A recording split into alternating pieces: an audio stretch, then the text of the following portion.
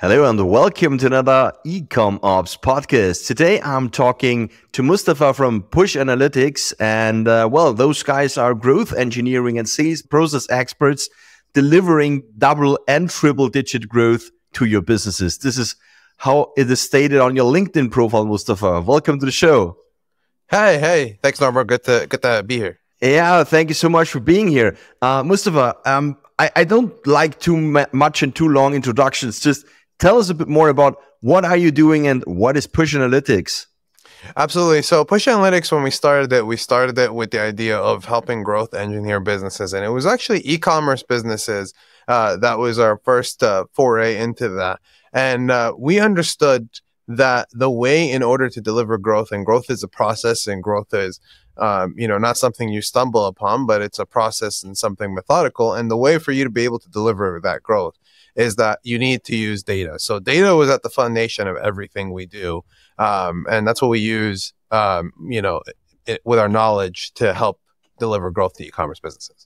Cool. That's really interesting. I mean, I've checked your LinkedIn profile. You're talking about doubling or tripling the growth of businesses. What is the importance of process for e-commerce businesses? Yeah, absolutely. So process is very important in every business. And it's particularly important in e-commerce businesses. So you need to have good enough processes where you're able to understand your inputs and outputs. And particularly because if you don't really have good enough processes, then you won't have good enough data, right? So, an e-commerce business, it's almost like a little game, if you will, where you have different inputs and outputs, and you need to be able to look at the outputs and then control your inputs, making decisions to change the outputs, and then see what happens in the outputs, and then go back and control your decisions again to keep getting the best outcome. Mm-hmm. And how does the data tie into process in e-commerce? Absolutely. So the whole foundation of using data, I mean, again, process and data kind of go hand in hand. So when you have a certain process set up in a way, you're able to get the data and the information that you need at every step of the way. And then that gives you more data, which honestly, you're actually able to then drive more improvement. So with e-commerce specifically, I mean, you could think of almost like anything, and even little thing is essentially a process, right? So there's obviously the big processes where you have your systems and stuff set up and you're tracking. But there's even little things, right? Like the process by which a user goes to the checkout screen, right? I mean, and that by itself, could make a massive difference in your conversion. If you notice that, for example, people are dropping off at a certain page, maybe you change it, maybe you make a modification, then you notice that, hey, your conversion rate picked up by, 0.2% or something, which actually translates, could be into millions depending on how big your business is per year, right? So every little thing matters. Yeah, that's very interesting. But how do you get to such data? I mean, it's easy to say it is needed and fully understandable, but I think business owners do not understand or do not know which data to track. So what would you say is important for an e-commerce store owner to understand which data to track at all and how to do that? Yeah, so I mean, a lot of people now are using, for e-commerce, chances are they have some data already, right? But they might not be using it particularly. Mm-hmm. So, I mean, if they're using a platform like Shopify, which a lot of people do, and there might be, and they have their analytics tracking set up for Google Analytics and stuff, they might want to add some more events or add some more data points to track.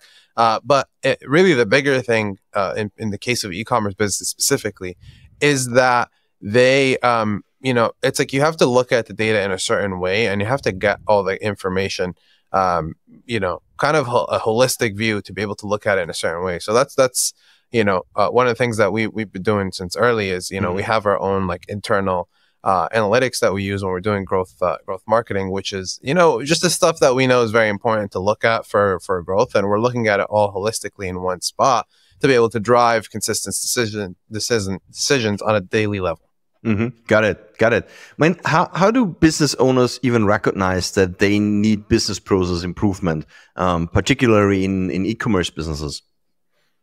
Yeah, I mean, I think everybody needs improvement, right? And when you talk about e-commerce, very specifically, right? The process part is very broad. I mean, there's some things that you have, right, that you might be using like, the same platforms and whatever as everybody else, but it's ultimately like, the process, like I said, could be anything at all, that deals with the customer, that deals with the business, right? So whether it's, something even like, like checking out, right? Like you always need to be making improvements. And ultimately that is what e-commerce and what growth hacking is. I mean, there's obviously a lot of ads and there's a lot of stuff like that, but you're looking at the process and you're looking at what's happening. And you have both on like the process from the perspective of the customer, like what they see, what the ads they see, the creative, the check-in page, the checkout page. And you're also looking at you have your own process to be able to like change manage and be able to iterate and be able to say like, okay, hey, we launched this ad, we're going to look at it.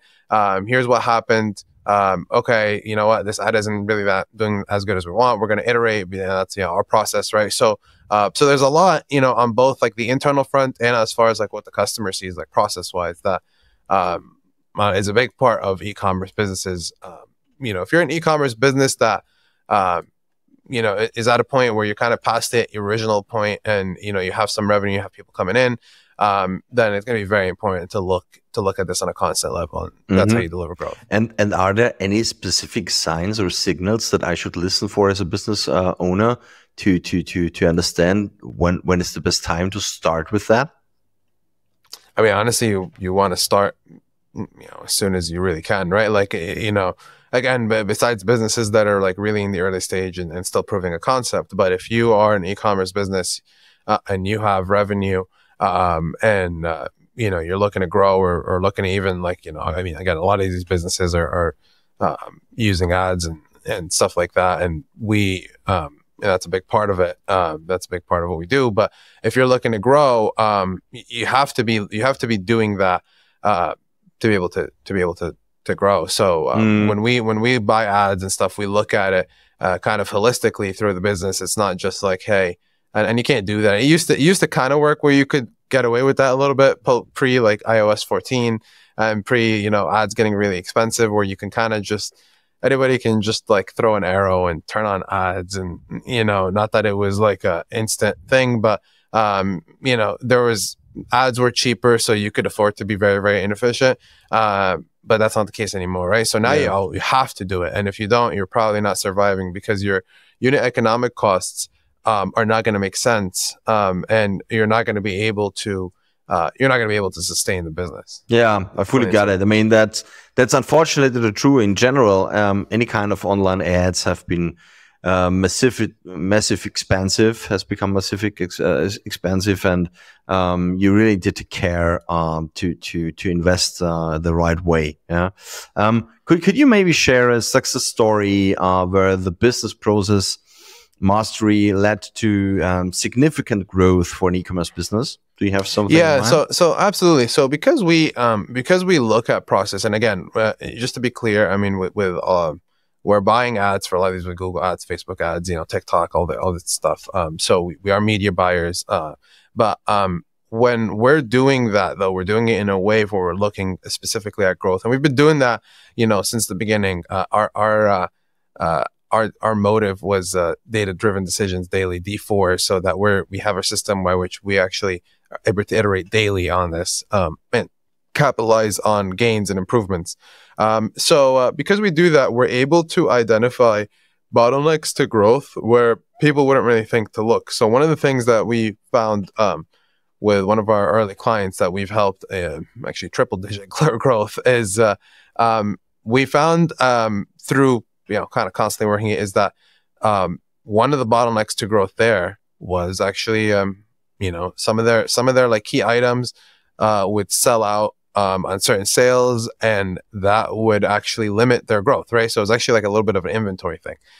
So when we found that, and they were very good, they worked with us on it. So we identified that, we told them, they were like, okay, and they ramped up inventory on those key items, and we would continue to advise what they are, and like we had certain ways of looking at it, and that unlocked like a whole level of growth that they hadn't seen before. And it's something that a lot of people wouldn't necessarily think of. Well, we have, because they still had inventory, they had other things in stock, right? So when we have all this stuff in stock, we should still be selling fine, but that's not what the data was saying. The data is saying that yeah, I mean, we can be selling fine, but we can be selling more than fine if we get these key products in stock that are kind of like flagship products, or we found that they have like a high attach rate to other products. So, you know, you might go in and maybe it's like this pen and you buy this pen, but every time you buy this pen, you walk out with a really expensive notebook. But when you don't have the pen in stock, well, the notebook sales are dropping, even though you have tons of notebooks in stock, right? So, and the notebook maybe costs, like, I have this notebook here, it maybe costs like, 10 times as much as a pen.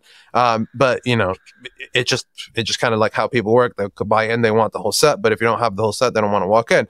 So we did some pretty, in-depth analysis to kind of figure that out. And then we realized that, yep, these items are actually a core blocker to growth. And, and we unlocked massive growth since then. And that, we made a concerted effort, with the client, and they made a concerted effort to buff up their inventory, and it's helped tremendously.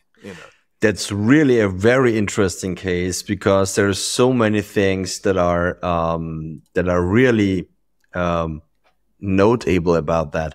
I mean, first of all, that having something not in stock can lower the entire business sale when you have additional products is very interesting, because this really is a signal how important data really is. And the other fact is that even typically when you purchase more, you get a lower rate from the suppliers, and you have a bigger margin. So that's also a win-win-win situation, actually. So with the right stock, with more products on file, you have more revenue, you have more sales, and a better margin. So that's really a very interesting story, and that all because of data you gathered. That's very interesting. Yeah, and it's not even just not gathering. It's looking at it in a way, and looking at it constantly, and understanding what to look for. And our team is like very, they're experts in looking at the data and understanding like what's important to look at, what's not. Because you could also do the opposite, where you're just sitting there and diving in through things that ultimately don't matter. So it's we take kind of like a almost like a top-down approach. Like, you start from the top and see like what's happening at the top, and then like zoom in as needed until you get to the point where you've identified where the issue is coming from. And we have a whole system of doing that. You just said it. I mean, looking at the data and knowing what to look at will give you the right results. Is there still hypothesis involved into that, and you're testing that? Or do you really know, when you look at data, at the right data, of course, what's the next step? Or is there still some testing and hypothesis? No, of course. Testing is like honestly mission critical, right? So you always have to be testing. So the way we look at it is you never stop testing. Again, we've taken some e-commerce businesses, to being much bigger than they originally were, into the 8-figure range. And one thing that's constant is like we'd still be testing, right? Because things change so fast in this space, right? People get exhausted of ads, the trends change, everything changes. The only way to really there's no way to keep like a notebook of all that stuff and know, like nobody knows that, like, right? But the only way to really capture that is to be able to test very quickly and to be able to read the results of the test very quickly. And that's why, our D4 framework, that's why we started that, right? We'll be making decisions daily. Actually, when we first started, we were sending our clients daily reports with like everything that's happening in their business. A lot of them actually ended up saying, that's too much. I don't need to hear from you every day. Like, it's fine. Yeah, got it. But the reason is, and I included weekends, I included holidays. The reason was because we were looking at it daily, because that's how we drive decisions. That's how we make sure that, hey, nothing is missed. And we're looking high level, but like how make sure nothing is missed, nothing is happening. There's been times where actually Facebook had changed the definition of metrics, and we were able to find out that they didn't even announce it. And we were able to find out because we noticed like something off in the numbers in our clients. And we looked across different clients, and then we determined that they changed the way that they calculate like a certain metric. And then it turns out that they actually had changed the way. So all the metrics like changed a little bit. So we were actually able to find that. It was like a small thing that we were able to like detect because we're looking at the data so constantly and comprehensively. Got it. I mean, We talked about a bit already that the ad buying has changed a lot in the past couple of years, especially the prices went up. Did the landscape of business processes change over the past 3 years, and what will you predict for the future? Yeah, I mean, I would say that definitely. I mean, definitely right in the MarTech space and everything. I mean, things are always constantly changing and rapidly evolving, right? I mean, again, it's not even just like month to month. It's like just day to day on like, you're ultimately, especially as an e-commerce business, right? And that's what I mentioned ads. You're ultimately, um, like one of the bigger costs of P&L on e-commerce businesses, a big cost is when you have inventory, but you also have ads, right? It's like a big cost because that's you don't have a physical store, so you only exist on people's social media feeds, really, right? You don't physically usually exist. I mean, you might be like a hybrid brand, but a lot of times, like you mainly exist on people's social media feeds or on their Google Shopping or whatever. So ads are like a really big part of like an e-commerce business, and again, like we manage like hundreds of millions of ads at this point, like efficiently. So ads are like a big part of like e-commerce businesses, and it really goes in like you need to be more efficient overall everywhere.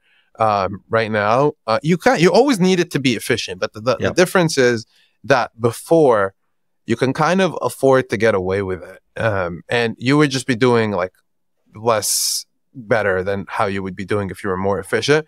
Now you have to be efficient, right? You can't just not be efficient because it's not going to work. The numbers won't make sense unless you just have like, you just want to burn through cash, but the numbers are just not going to make sense. And you're going to like really, really have a hard time if you're not being efficient. So you have to be efficient every step of the way. And that includes on your processes. That includes on like what you're tracking. That includes on like really getting down to it and tracking the right things, the right data points, and understanding like what's happening in your business, making sure to identify and unblock any growth blockers, like the inventory thing I mentioned. It could be different for other businesses, and making sure to like really stay on top of that. Got it. I mean, we understood now how important data is for your business and for refining business processes in e-commerce. Can you share some strategies that e-commerce businesses can implement right now to get immediate ROI?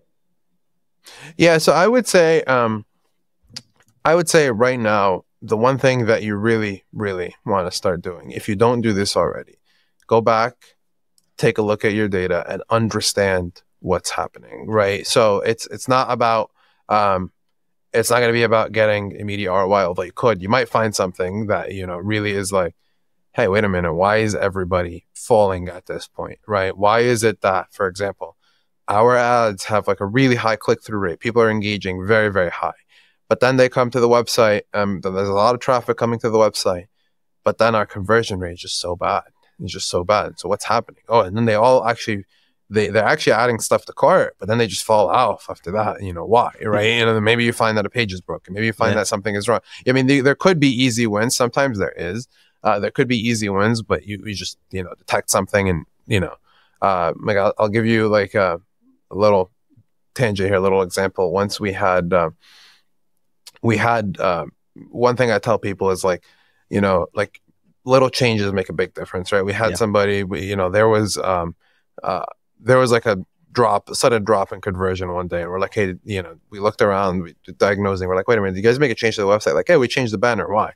We're like, well, change it back because this the banner actually it was like a big change to the website. I mean, it didn't seem big, but like for people, right? And it made a big difference, right? So the banner actually had, just by changing the banner image, it had like a big effect on the traffic coming in, believe it or not, right? So these little things can actually matter, but the only way you're going to know is if you're looking at the data.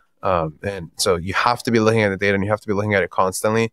And again, we do the top-down approach where we start at the top and understanding how the metrics interact with each other, stand at the top, and then keep digging in as needed, right? Got it. What constitutes a good day? What constitutes a bad day? Like, why was the good day good? Like, you should also understand why the good days were good to be able to like kind of make decisions and go from there. Great, thank you so much. What would you say are the biggest challenges that those e-commerce businesses face when they try to improve their processes? Yeah, I think people really, sometimes get overwhelmed or don't know, or or don't know where to start when, again, looking at process and looking at data. And again, it's really about data, specifically for e-commerce businesses. It's ultimately about data, and really making sure that they're using that data and they have a process to use that data in a way to help like drive the growth of business. And a lot of times they get like really overwhelmed, right? There's a lot of data in e-commerce. There's a lot of things happening. And again, part of the skill and knowledge is knowing what to look at. I heard this, I think when I was like a kid or something, where I heard this like example where, I don't know, somebody paid like a engineer or like electrician or something, $200 to come fix or whatever. I don't remember. It was like a stupid example. Like, they paid him a lot of money to come fix, something. So the guy came and then just, turned the light bulb or turn the switch or whatever at the factory, whatever it was, and then that was it. And it's like, wait, we paid you all this money and it took you like a minute. He's like, you paid like 95% of the money you paid is because I know what to do, like, right? Because it was just like, so it's like knowing what to do is like a lot of times the harder part than, or a big part, it's not 95, but a big part of it is actually knowing what to do. And people do get overwhelmed with that. So, and that's why we always like, help people, advise them, help them kind of go through things and really be able to like know where to get started with their specific business. To know what to do. That's a great example. I love that. I need to remember that for some sales talks. Interesting. Yeah, like Joker said, if you're good at something, don't do it for free. That's really cool. I mean, people see it every day. Like, you walk into a doctor, right? I mean, a lot of times they're like, all right, I mean, after they get all the info and their assistants or whatever, the medical assistants got all the info, they're like, all right, you need to take X and Y and Z. And they really only spend like 5 minutes with you. But again, you paid them because not to spend 5 minutes with them. You paid them because they knew what to do. Yeah, absolutely. And they needed to learn that. And that's, I think, very important to know. And always, whenever you have the budget or whenever you have the chance to, I'd always recommend to go to a good professional person who is exactly aware of what this person is doing, how to help you. I mean, it's hard nowadays to not fall into the trap of those tons of coaches online advertising on Facebook with the same story, very long landing pages with a lot of copy on it, and finally always push you to buy the course. I'm not talking about that, but really go and see about the reputation of these guys, about the companies you work with, and really try to talk to professionals that really know what to do, because they can fix your problems way faster than you could ever. But try to keep on learning and improving. If you were to give one crucial piece of advice to e-commerce businesses looking to improve the process and growth, what would it be? Yeah, I mean, it's always, you're going to hear me say this a lot, data, right? You have to look at the data. You have to understand the data. And again, it's not just having the data. To some extent, every e-commerce business has certain points of data, right? But what's the strategy of looking at it? What are we looking at? How are we looking at it? How are we benchmarking against, like, what's a good day and what's a bad day? Do we understand what we're looking at? And then do we have a process for dealing with like the information that data gives us? Do we have a way to be able to quickly iterate and shift through ads and look at different ads, or, try out different SKUs in the inventory, feature different products? Do we have ways to do that and then test and then come back and look at that? So data is really, really key. Very, very important. So I would say, I would definitely say data. And look, it's, one thing I do want to clarify, it's a marathon. It's not a sprint, right? So if you want to deliver sustainable growth, it's not something that happens overnight, right? And I just want to be like really clear about that, right? So it's not something that happens overnight. You're looking at signals constantly, and you're like kind of driving the ship, but it's like ultimately like a big ship, and you have a faraway destination, and it's something that takes time to kind of build towards. And sometimes, depending on where you are, sometimes you need to take a little bit of to get from where you are to where you're going. You actually need to kind of take a little bit of a hit. And we had somebody that they were, we helped them. They were spending like massive amounts on ads, but it wasn't that efficient. And we came in and we were able to help them like actually increase their sales by like 30% while decreasing their spend by like oh, about wow. 30%. But it took time, right? And we were saying like, look, it's going to take us time. It's not going to happen. And this is like, again, massive amounts of spend. And we have multiple examples like that, but this is like massive amounts of spend. And one of the things was that it's, it's going to take time and it's not going to happen overnight. And there's going to be certain things that we have to change, right? From going from not optimizing for necessarily pure volume, but then optimizing for profitability, kind of reining things in back and then going back for volume. So you always want to look at it as a marathon, not a sprint. And you want to be looking at your business day to day, but you want to be making decisions with the long term in context. Got it. Thank you so much. It's tradition. It's always the last question of the podcast. So, who has taught you the most about e-commerce in your career? Well, one of my so my business partner, he's very he did a lot of like e-commerce stuff, and before we started, so it kind of goes back, and he's like I'm the data and maybe process guy, so he's like the e-commerce ads guy, and he was doing ads since actually ads started becoming a thing in 2014. Worked brand side, helped take a brand from like nothing to like 7 figures, seeking like funding and growth opportunities and franchising. Really understood the value of like certain things on e-commerce and really got a lot of information from there. And then honestly, just the other teacher is the data, right? So when we look at the data and we jump in and we know what to look for, and we learn new things, and then we realize that that's important, and we start looking at that. And again, that's why like our internal like reporting system that we use when we work with e-commerce businesses is really ultimately based on like a ton of like business experience and e-commerce experience, where we know like here's the important things that we need to look at in order to like drive a successful e-commerce business. Thank you so much, Moustafa. Really, really a great show today. Thank you very much for all these insights and all these important informations about data, gathering data, understanding data, setting the right steps. It's really something where I see business owners to be responsible to really get the data in shape and get the right people who can understand all of this. And improve it to really grow the company. Thank you so much. And Absolutely. If you liked it, just subscribe to our podcast. We'll be more than happy to see you soon back. And that's it for this episode of the eCom Ops Podcast. If you enjoyed listening and would like us to find and interview more e-commerce operations experts, please search for eCom Ops Podcast in your favorite podcast listening app, and then subscribe, rate, and review. Until next time.